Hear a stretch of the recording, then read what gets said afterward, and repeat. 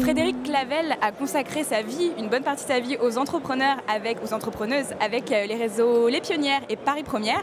Aujourd'hui, elle a décidé de se lancer dans sa propre aventure entrepreneuriale avec FinCoach. Bonjour Frédéric Clavel. Bonjour, pourquoi Julie. vous avez eu envie de vous lancer? Pour être aussi une entrepreneuse confirmée, rester dans la ligne de ce que j'ai toujours encouragé depuis le démarrage. Et puis voilà, j'avais la possibilité de développer un petit centre de cowork près de l'Étoile. J'ai démarré il y a 2 ans, c'était le seul centre de travail partagé qui était dans ce quartier-là, puisqu'en fait, en général, les coworks étaient plutôt dans l'est de Paris. Et là, je réunis beaucoup les freelances. Et puis, j'avais cette expérience de coaching d'entrepreneuse que je voulais mettre au service d'entrepreneurs aussi. Et puis, donc de start-upers et de grown-up aussi qui viennent me voir. Donc, je les accompagne dans la stratégie de développement financier. Voilà. Concrètement, au quotidien, avec FinCoach, qu'est-ce que vous faites? Il y a plusieurs branches. Voilà, c'est 3 branches. Donc là, je vous ai donné les 2 premières qui s'adressent. Donc l'une aux freelance, la deuxième aux startups. Et la 3e branche, elle s'adresse aux grandes organisations pour les reconnecter à la joie au travail et à l'esprit start-up. C'est-à-dire, c'est un beau slogan. C'est-à-dire, eh bien...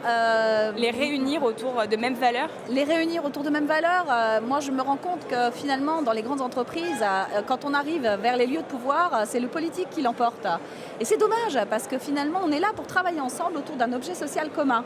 Donc, si on revenait aux fondamentaux de ce qu'est l'entreprise, ce qu'on est obligé de faire quand on est une start-up, parce que finalement, il n'y a pas d'autre issue, eh bien, je crois que les beaux esprits qui sont là, présents dans les grandes entreprises, pourraient décupler. Alors évidemment, je ne suis pas là pour dire dans toutes les grandes entreprises, les gens sont malheureux, c'est pas ça. Mais je pense qu'il y a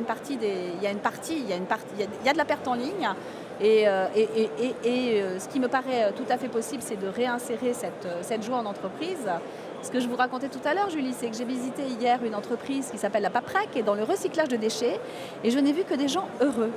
Mais pourquoi? heureux, dynamique heureux. Hein. C'est pas bien-être mou, c'est j'aime ma boîte, je ferai tout pour ma boîte. Alors pourquoi? Parce que c'est porté par...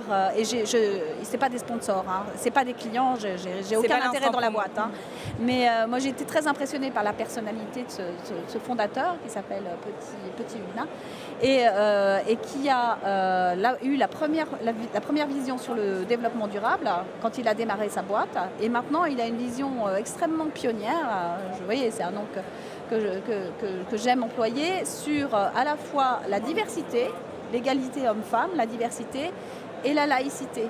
C'est-à-dire que comme il a des salariés de toutes les cultures et de tous les niveaux intellectuels, parce qu'il y a des petits boulots qui ne nécessitent pas de diplôme, son ambition c'est de pouvoir faire parvenir tous les gens qu'il embauche à un parcours professionnel qu'il pourrait mériter. Donc il a des idées très fortes et qui rassemblent. Et je pense que c'est quelque chose qu'on peut apporter à beaucoup d'entreprises qui ne se permettent plus ce luxe-là. Si vous aviez un conseil à donner aux grandes boîtes qui nous regardent pour rendre leurs salariés un peu plus heureux, lequel serait-il?